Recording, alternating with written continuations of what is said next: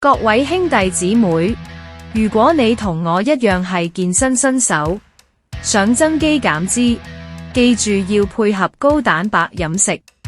好處係幫肌肉快啲恢復，提高代謝，仲會冇咁易餓親。不過有幾點要小心。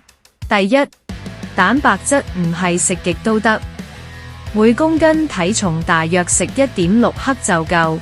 例如70公斤食112克左右，過量會傷腎㗎。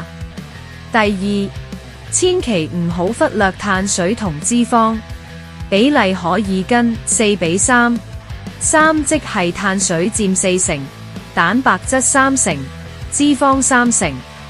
簡單講，一餐要有半碗飯，碳水1個手掌心嘅肉或蛋，蛋白質加1匙健康油、脂肪。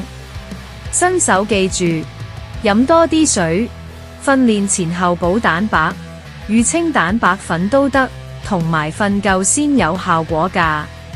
大家一齊努力啦！